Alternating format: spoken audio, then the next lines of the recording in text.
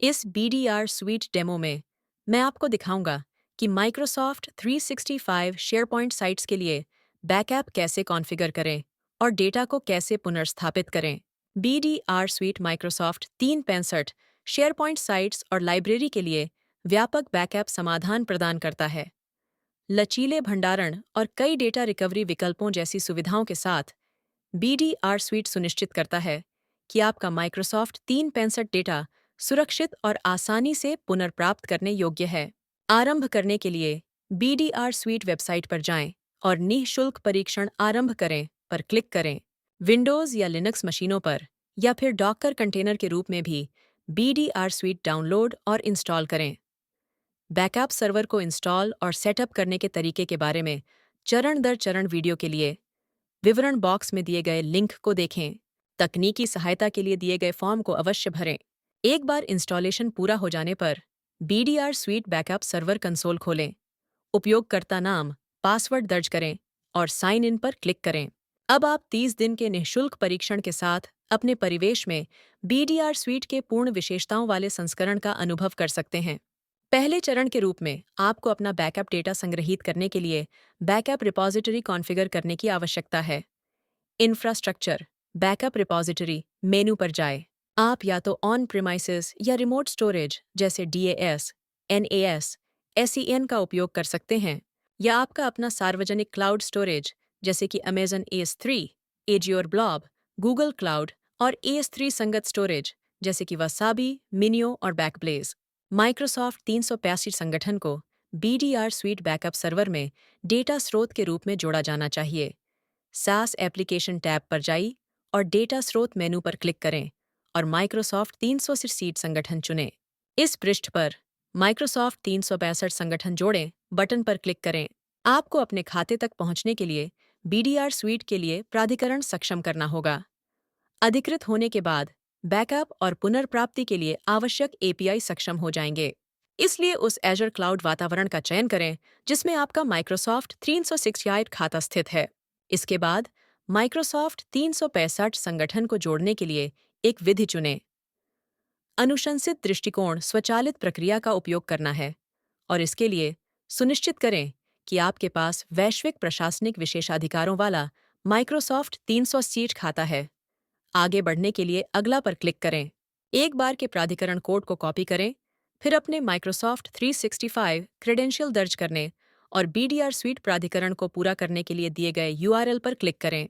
खुलने वाले पृष्ठ पर कॉपी किया गया कोड दर्ज करें या पेस्ट करें और अगला क्लिक करें। अपने माइक्रोसॉफ्ट 365 खाते से संबद्ध ईमेल या फ़ोन नंबर दर्ज करें जिसके पास वैश्विक प्रशासनिक विशेषाधिकार हैं और फिर अगला क्लिक करें। पासवर्ड दर्ज करें और साइन इन पर क्लिक करें। आगे बढ़ने के लिए जारी रखें पर क्लिक करें। एक बार यह प्रक्रिया पूरी हो जाने पर आप इस पेज को बंद कर सकते हैं। BDR स्वीट बैकअप सर्वर के कंसोल पर वापस जाएं, बॉक्स को चेक करें और अगला पर क्लिक करें। माइक्रोसॉफ्ट 365 संगठन विवरण स्वचालित रूप से प्राप्त हो जाएगा। संगठन के लिए एक नाम दर्ज करें, सहेजें पर क्लिक करें। पुष्टि करने के लिए सहेजें पर क्लिक करें।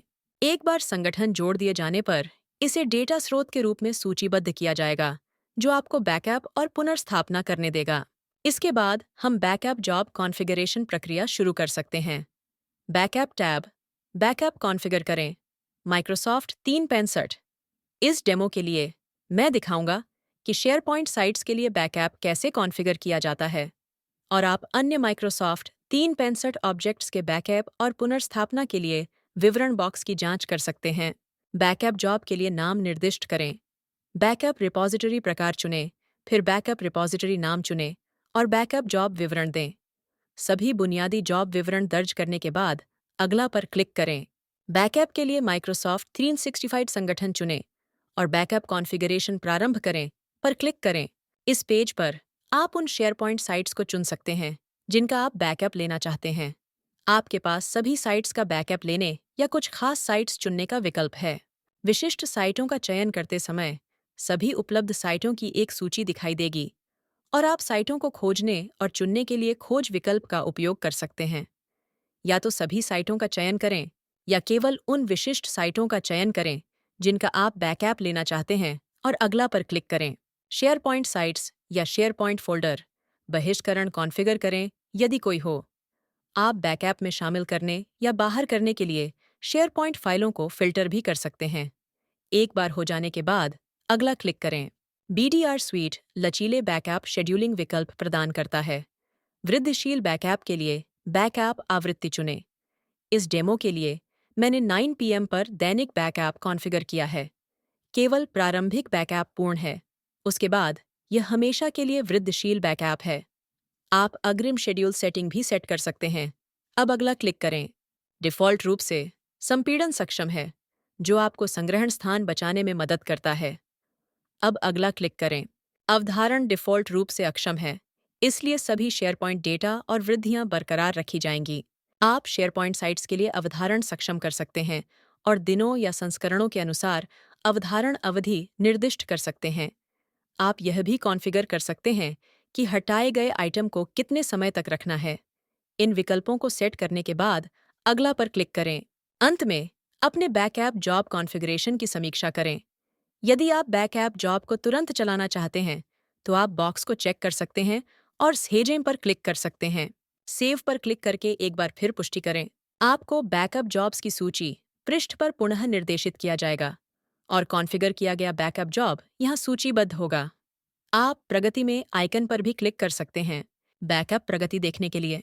एक बार बैकअप पूरा हो जाने पर आप यहाँ से संपादन कर सकते हैं, स्थिति जांच सकते हैं, रिपोर्ट देख सकते हैं और बैकअप कार्य प्रबंधित कर सकते हैं।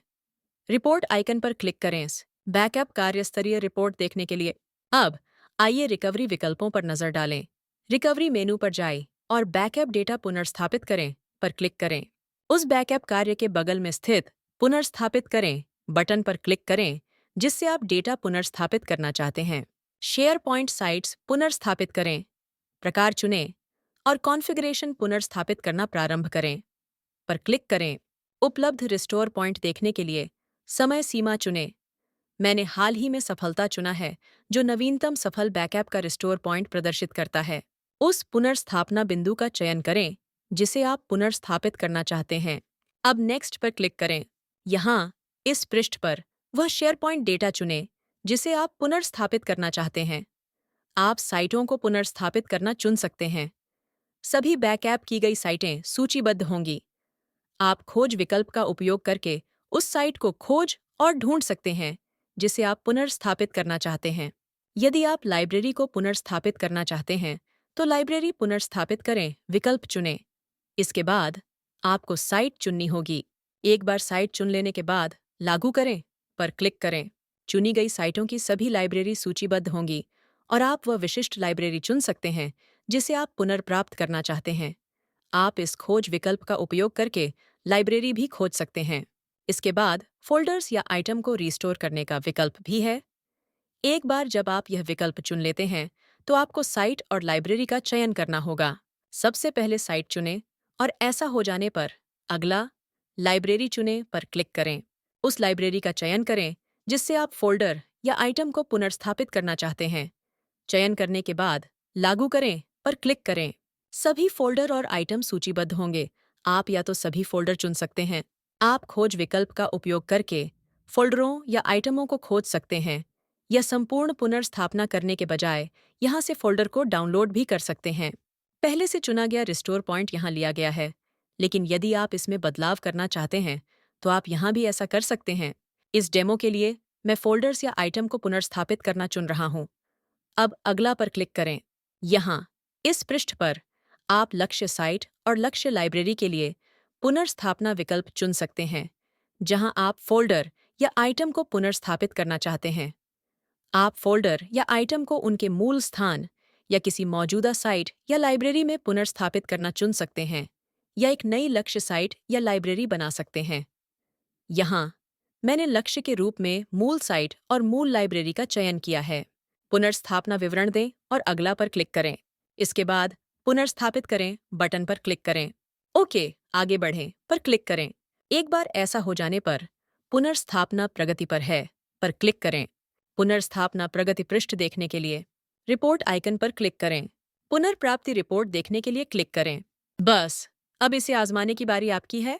अपना निःशुल्क परीक्षण शुरू करने के लिए हमारी वेबसाइट पर जाएं और यदि आपको किसी सहायता की आवश्यकता हो, तो BDR सहायता से संपर्क करें। देखने के लिए धन्यवाद।